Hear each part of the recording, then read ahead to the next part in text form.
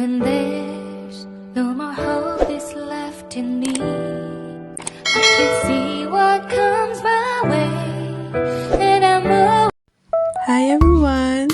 Welcome back to my channel, and for today's vlog, magluluto tayo ng kinamatisang manok. Naglagay lang tayo ng konting mantika at magpiprito tayo, pero hindi natin ito iprito ng bonggang-bongga.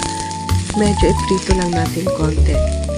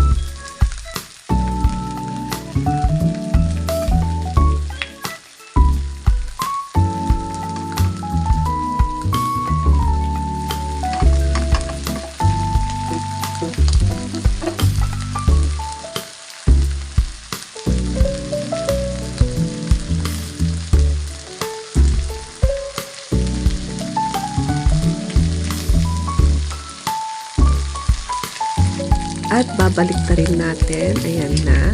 At dito sa bandang may balat, medyo patatagalin lang natin konting i-fry para medyo mag golden brown siya.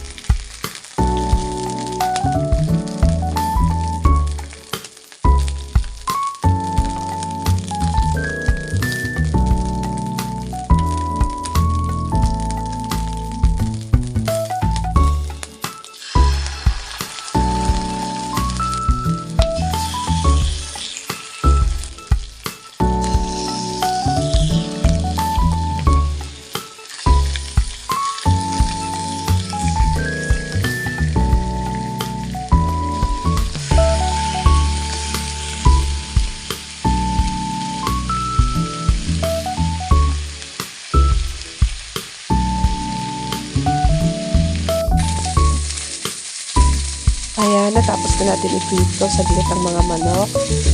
At set aside lang muna natin.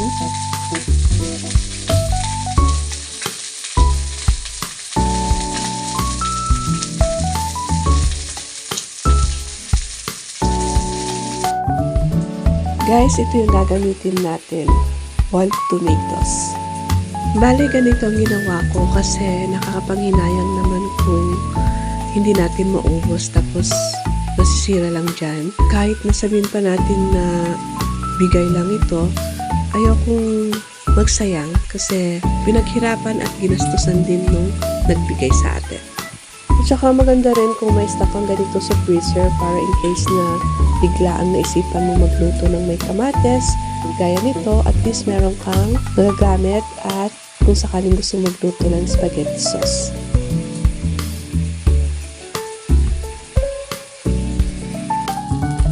Ito rin yung gagamitin natin kung saan natin prinito ang manok at magdagdag lang tayo ng konting mantika ulit at saka natin igisa ang luya.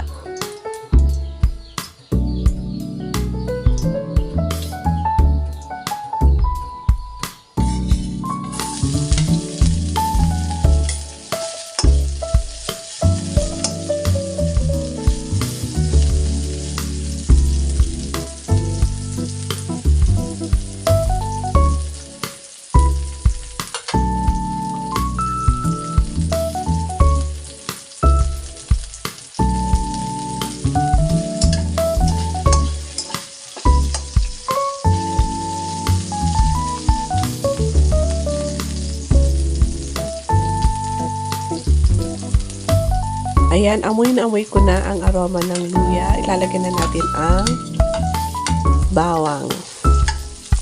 Tapos, maya-maya konti susunod natin ang sibuyas.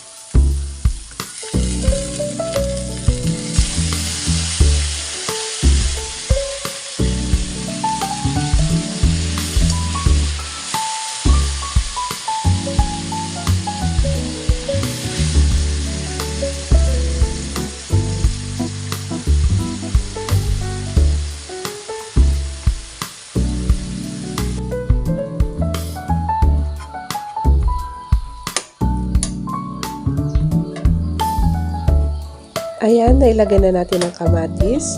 Lalagyan naman natin ng chicken cube. Tapos, isang kutsarang patis. Pwede kayong magdagdag kung nakukulangan kayo. At saka natin ihahalo.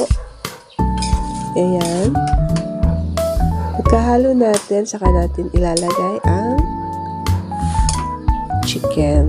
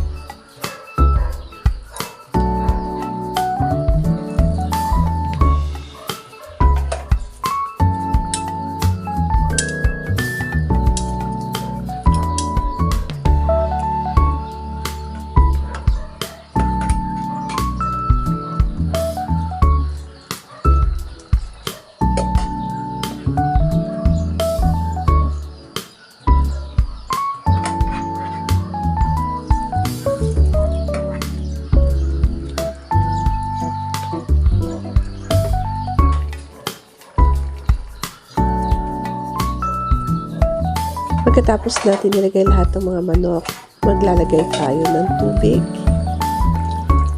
Saka natin tatakpan hanggang sa maluto.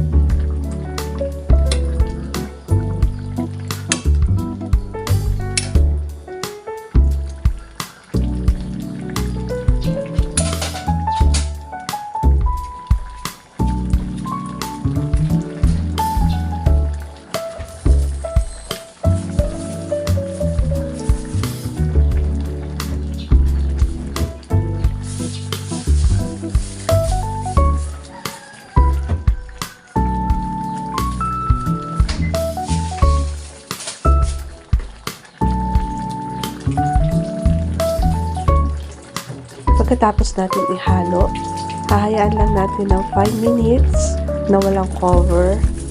Saka natin ilalagay ang sili at ang pechay. At pag napailagay na natin, saka natin tatakpan saglit para bumaba o kaya para mas madali natin maihalo ang pechay.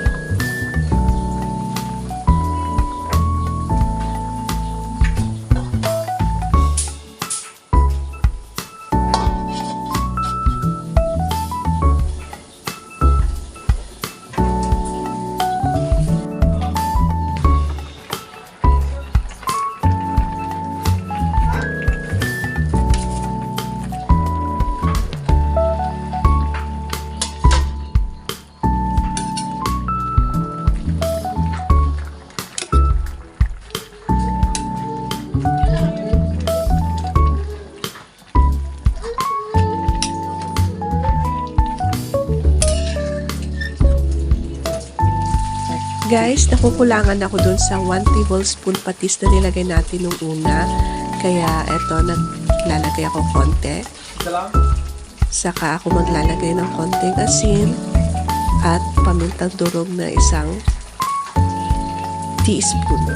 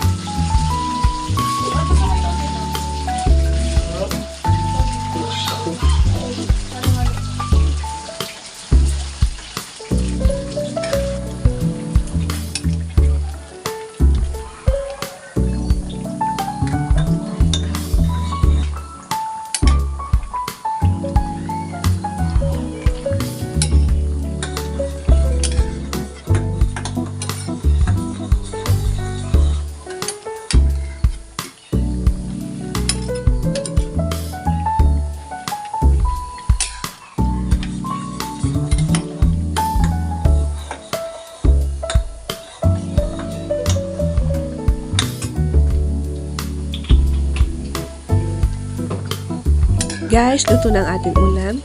Kain na tayo. Guys, comment down below if ever na nagustuhan ninyo o kaya pasado sa inyo ang lasa. At any suggestion po para ma-improve po natin. At hanggang dito na lang po ang aking vlog. Maraming salamat sa inilaan niyong oras, sa pagmamahal at suporta. Hanggang sa muli. Bye-bye everyone. Ingat po tayong lahat. At I love you all.